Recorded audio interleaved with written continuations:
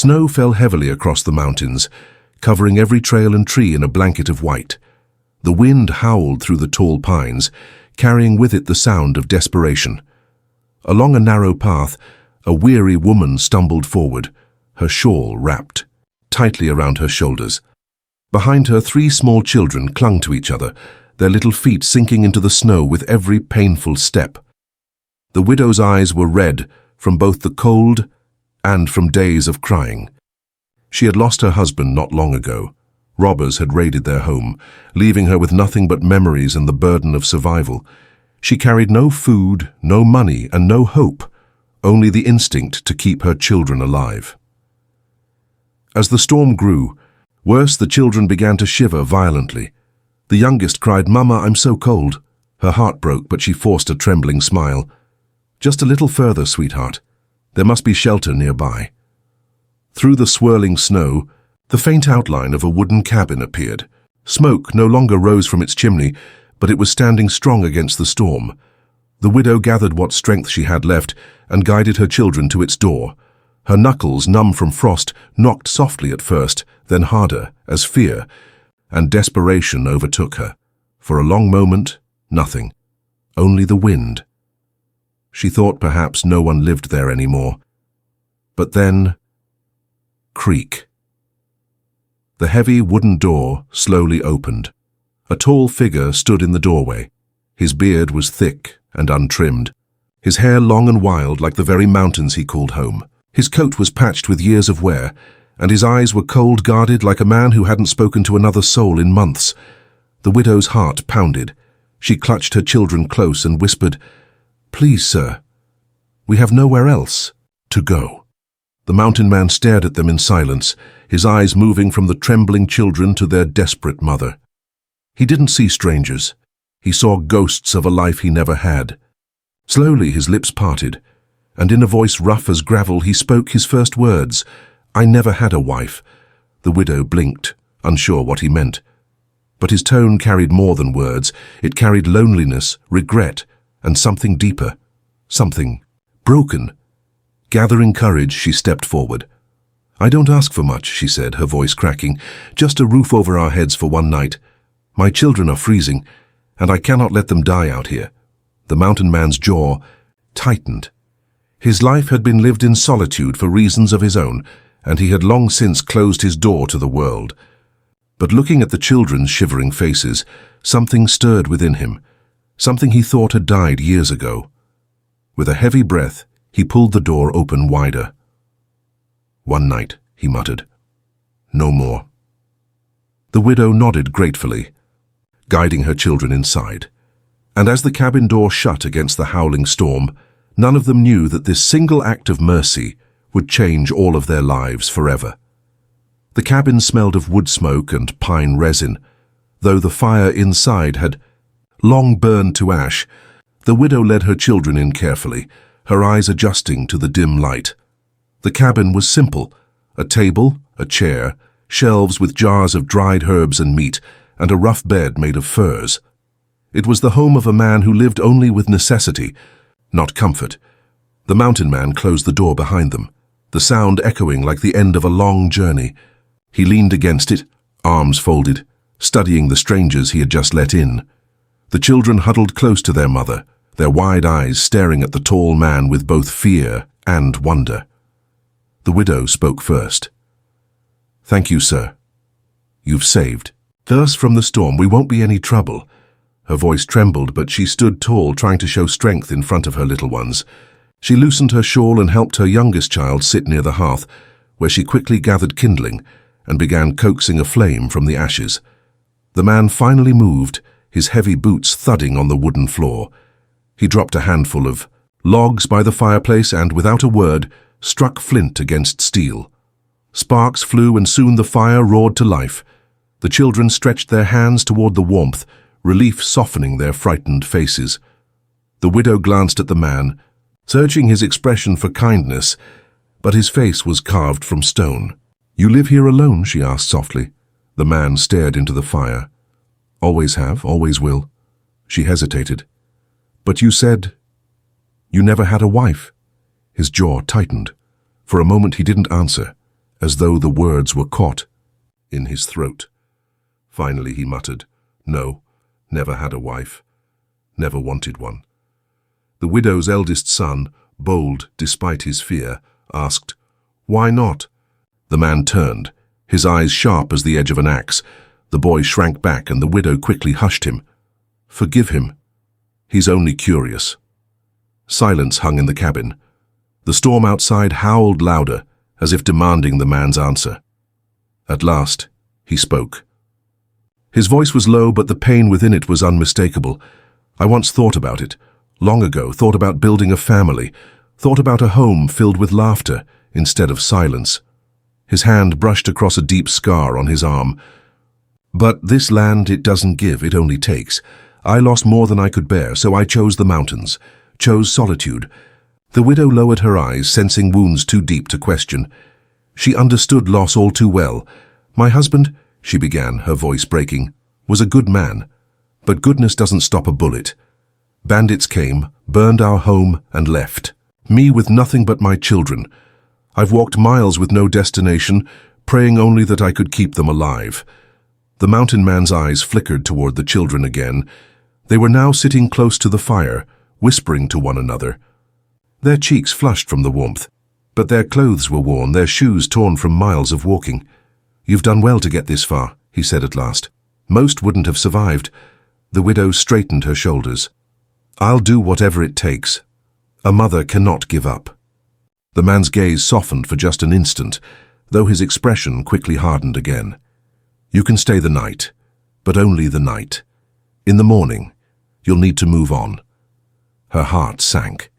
She knew the mountains were merciless, and without shelter her children wouldn't last another day. But she nodded respectfully. "Thank you, sir. Even one night is more than I could have hoped for." As the fire crackled, the widow busied herself, tearing small pieces of bread from a satchel she carried. It was all that remained of their food supply, and she divided it among her children. She herself ate nothing. The mountain man noticed, but said nothing. When the children finally lay down on a fur rug near the fire, their soft breathing filling the cabin, the widow whispered to the man, "They need safety, stability, a chance to learn how to survive." He didn't meet her eyes. Instead, he stared into the fire as if it held the ghosts of his past. "Ma'am," he said, his voice like a distant rumble, "I'm not the man to give you those things. I've buried too many dreams to start building new ones." The widow's lips trembled, but she held her tears back. "I don't ask for a husband. I don't even ask for kindness. I ask only for a roof over their heads and a chance for them to see another sunrise." The mountain man clenched his fists. A storm raged outside, but another storm raged within him, a war between the solitude he had chosen and the family that fate had placed at his doorstep. For now he said nothing. But deep inside, the walls around his heart had begun to crack. The storm raged through the night, hammering the cabin walls and rattling the shutters, but inside, the fire's glow brought life back into the widow's children. Their cheeks, once pale and hollow, now carried the faint warmth of blood. They clung to their mother, whispering in their sleep, while the mountain man sat in his chair, staring into the flames with distant eyes. The widow couldn't sleep.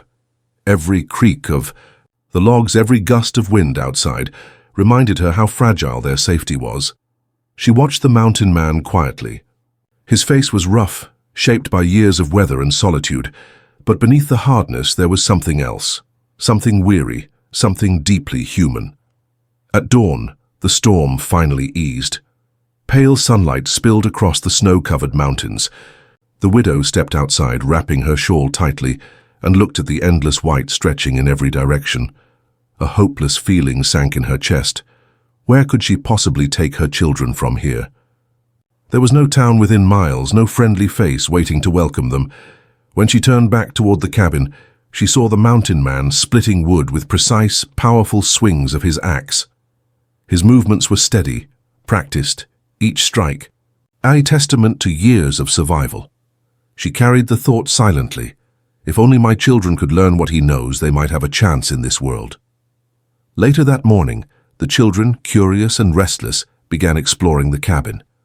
The youngest found a wooden carving of a bear on the shelf and clutched it tightly.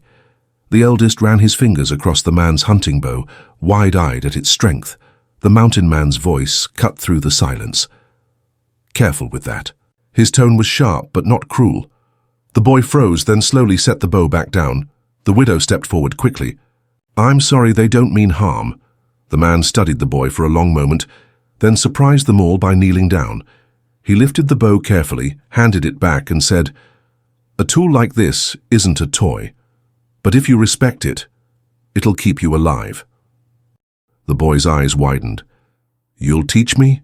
The man hesitated, the question hanging heavy in the air. Finally, he muttered, "One lesson, no more." That afternoon, he took the boy outside, guiding him on how to string the bow, how to stand firm, how to pull with strength but release with patience. The boy's first arrow wobbled and fell into the snow, but the man didn't scold. Instead, he adjusted the boy's grip and said, "Try again. Survival is just practice and persistence." The widow watched from the cabin doorway, her heart aching. It was the first time since her husband's death that she had seen her children. Look at a man with admiration. Inside, the youngest child tugged at her dress. "Mama, he's not so scary after all." The widow knelt and kissed her daughter's forehead. "Maybe not, my love." That evening, the children sat near the fire, excitedly whispering about what they had learned.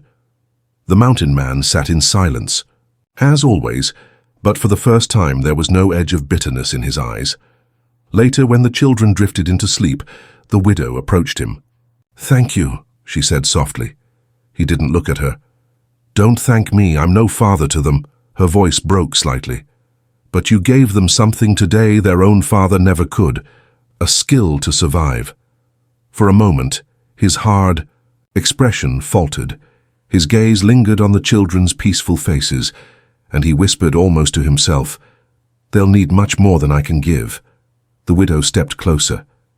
"And yet, you've already given them hope." He rose, abruptly, retreating to the shadows of the cabin. The walls he had built around himself still stood tall, but cracks were beginning to form. That night, as the fire burned low, the widow lay awake once more. She could feel her children's warmth beside her, hear their steady breathing, and she let out a quiet prayer.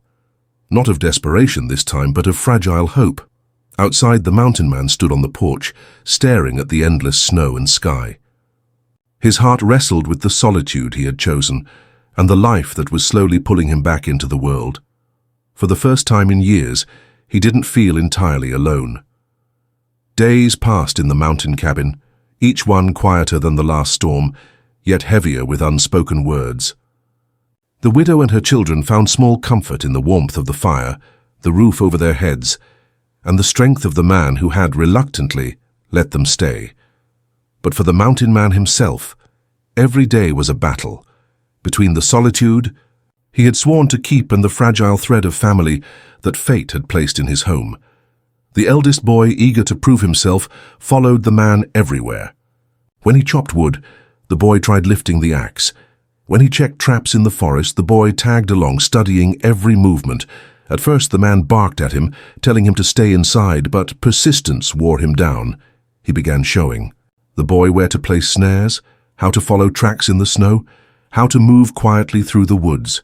But with each lesson, the man felt a stirring he had long buried, a sense of belonging, of passing something on. And with that stirring came fear. One evening, as the fire crackled low, the eldest child whispered to his mother, "Mama, maybe he could be like father." The words hit the mountain man harder than any storm. His head snapped up, eyes narrowing.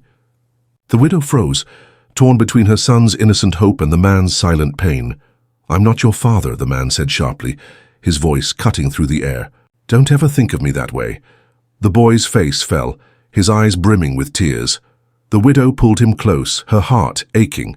She wanted to speak, to soften the blow, but the mountain man had already risen and stepped outside into the cold night. Alone beneath the stars, he clenched his fists. Memories flooded him. Memories of the woman he once thought he might marry, the life that slipped through his fingers. He had buried those dreams deep within these mountains, swearing never to let anyone close again. Yet now, here they were, a widow and her children, threatening to tear down the walls he had built. The next morning, the widow tried to speak with him. He didn't mean harm, they're only children, and they're desperate for someone to look up to. The man's jaw tightened. That's the problem. They'll start expecting things from me, things I can't give. Her voice softened. Maybe you can. Maybe you already have. He turned away sharply, chopping wood with quick, violent strikes, each blow echoing his turmoil. You don't understand. I chose this life for a reason. People bring pain. Family, it doesn't last. I won't let myself forget that. The widow fell silent, but her eyes filled with quiet defiance. She had lost everything. Her husband, her home, her safety. But she hadn't lost hope. She couldn't. Not when her children's futures depended on it. Later that week, word of strangers in the mountains spread to a nearby settlement. A traveling trader passing through mentioned to others that a widow and her children had been seen living with the reclusive mountain man. Gossip spread like wildfire. They say she's taken him as her new husband. Or maybe he forced her to stay. Who knows what kind of man hides away in the mountains? When whispers reached the widow's ears, her heart sank. She feared for her reputation, for her children, and for the fragile trust she had built with the man. That night she confronted him. They're talking about us in the town. They say things that aren't true, and her voice cracked. I don't know how to face them. The mountain man's face darkened. Let them talk, their words don't matter here. But they matter to me, she said firmly. I've carried enough shame and loss. I won't let my children grow up with more of it. His eyes softened for a brief moment, then hardened again. If that's what you fear, then maybe you shouldn't stay. Pack your things in the morning. The widow's breath caught in her throat. She searched his face, hoping to see mercy, but all she saw was the fortress of loneliness he had built around himself. For the first time since entering his cabin, she felt the sting of rejection pierce through her fragile hope. She gathered her children close that night, whispering prayers into their hair as they slept. The mountain man, meanwhile, sat alone at his table, staring at the flickering fire, the warmth of their laughter, the soft weight of children's footsteps. On his floor, the widow's quiet strength, all of it had seeped into his soul. Yet instead of comfort, it filled him with fear, because if he let himself accept them, he knew he would one day lose them too. And loss was something he could never endure again. The morning after their argument was heavy with silence. The widow moved slowly around the cabin, gathering what little belongings she had left. Her shawl, a torn satchel, a few scraps of food.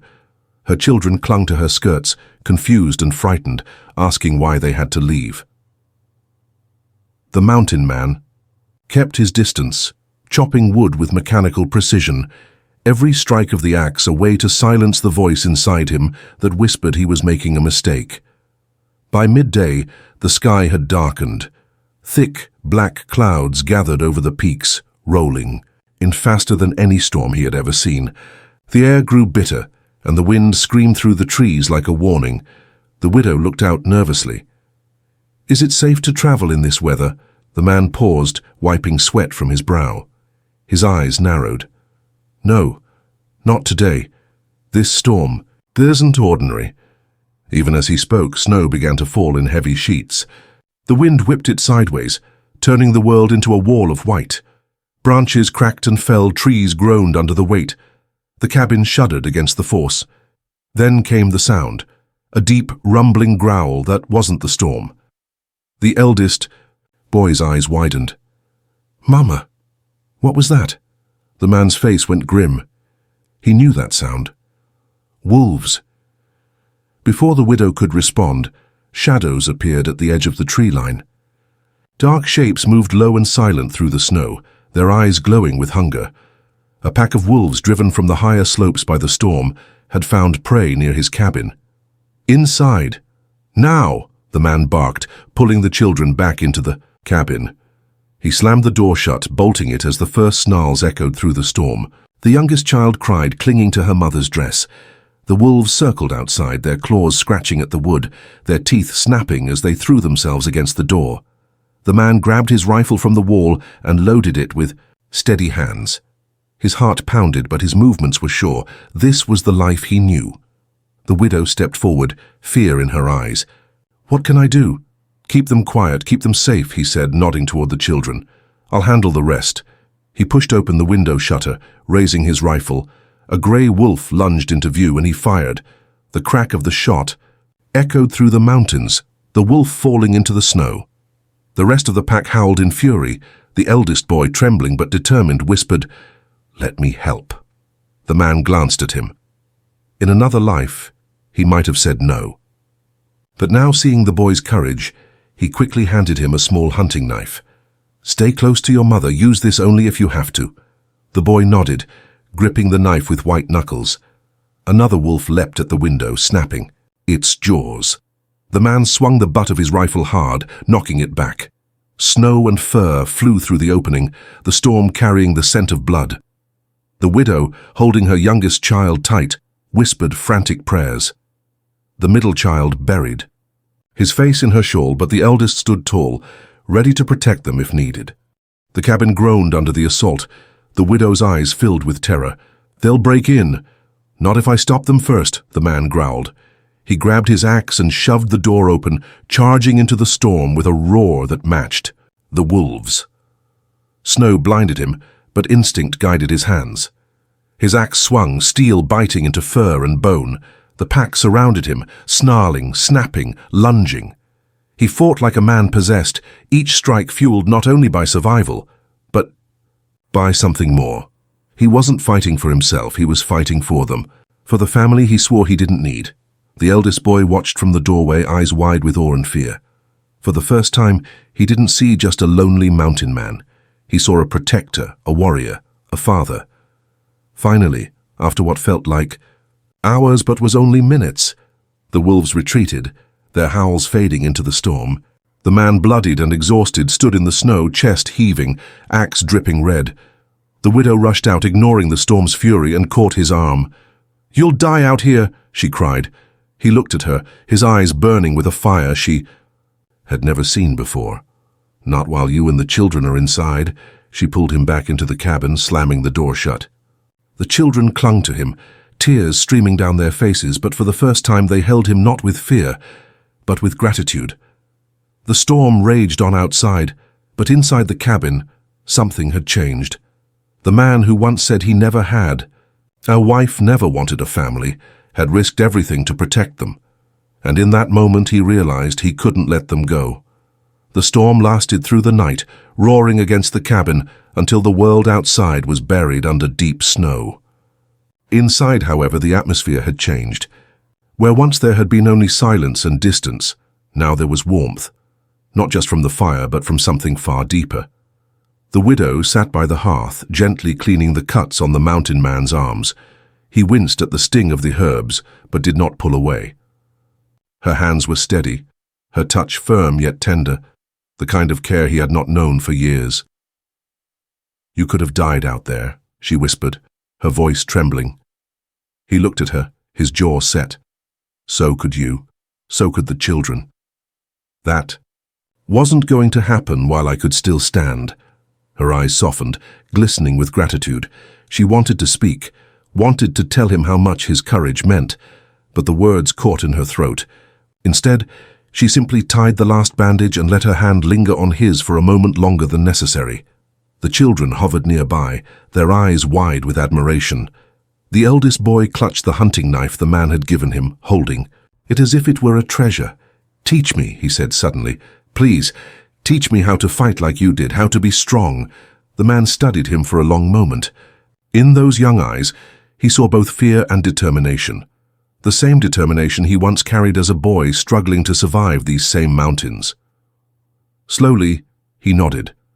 The following days became different from any the widow and her children had known before. The mountain man, once withdrawn and silent, began to show them the ways of the wilderness. He taught the eldest boy how to set traps for rabbits, how to track deer through the snow, and how to hold a rifle without trembling. The middle child, smaller and more timid, he taught patience. Together they carved small wooden snares, the man's rough hands guiding the boy's smaller ones. "Not everything requires strength," he told him. "Sometimes it's the quiet that wins."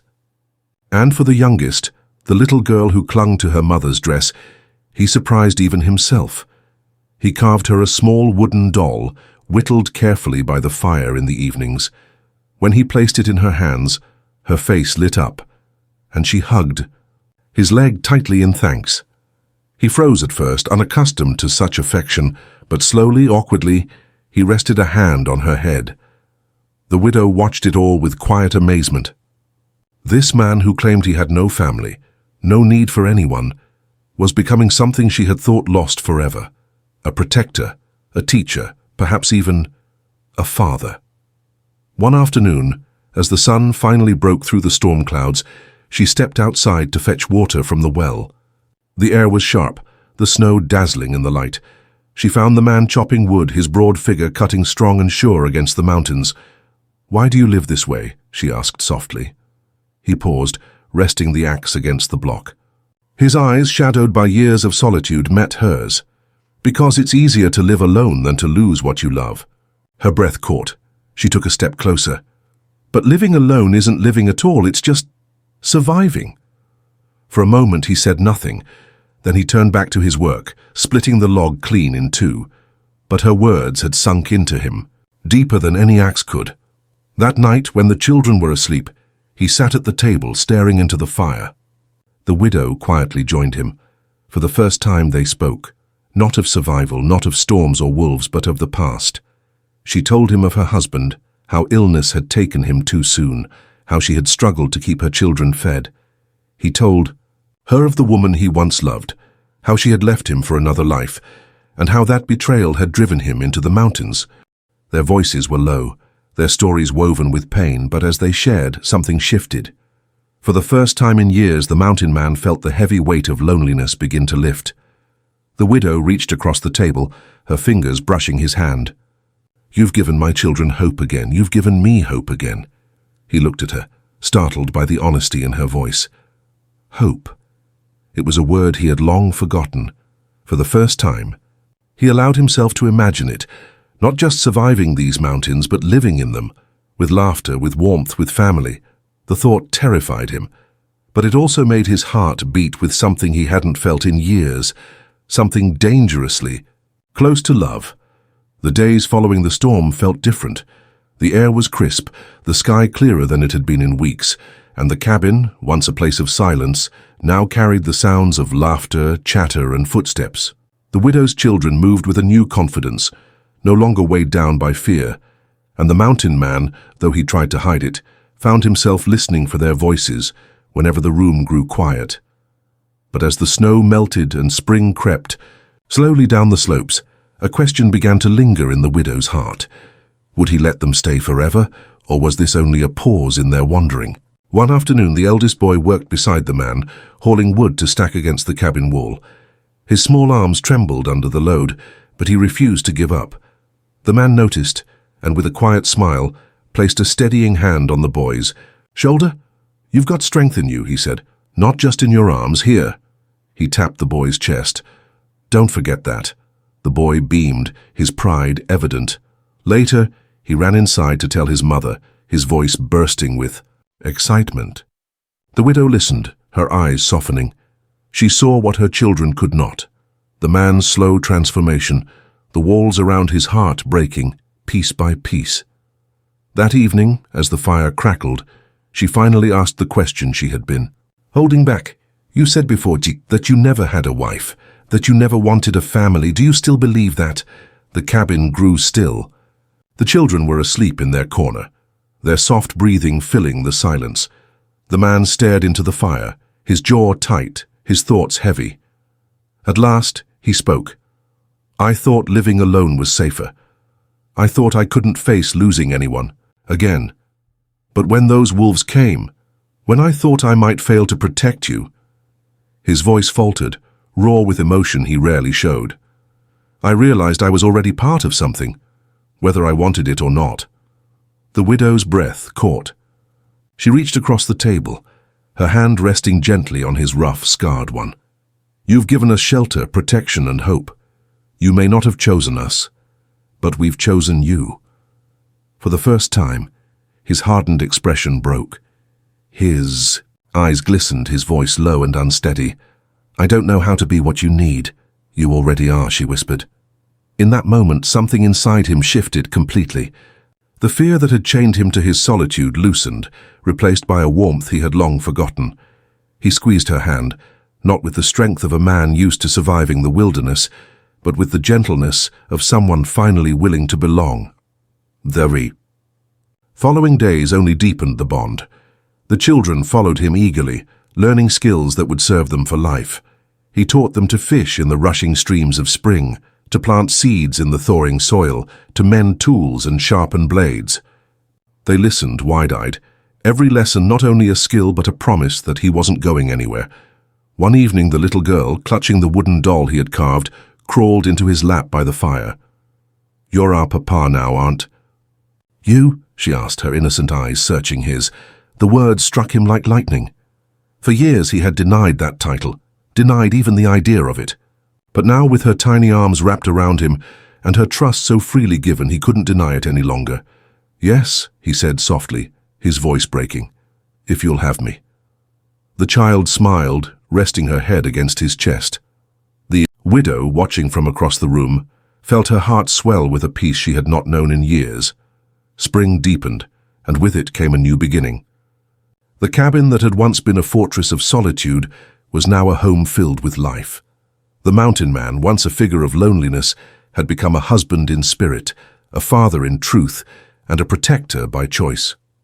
One evening, as the sun dipped behind the peaks and painted the sky in gold and crimson, the widow stood beside him at the cabin door. The children played in the clearing, their laughter echoing through the valley. "You've given us more than shelter," she said quietly. "You've given us a future." He looked at her, his eyes steady, no longer clouded with fear. "And you've given me a reason to live it." Their hands met, fingers intertwining. No words were needed after that. For the first time in years, the mountain man smiled, not the fleeting kind, but one rooted in love, in belonging, in the family he had finally allowed himself to keep. And in that mountain cabin, against the backdrop of wilderness and sky, a new chapter began, not of loneliness but of life shared together.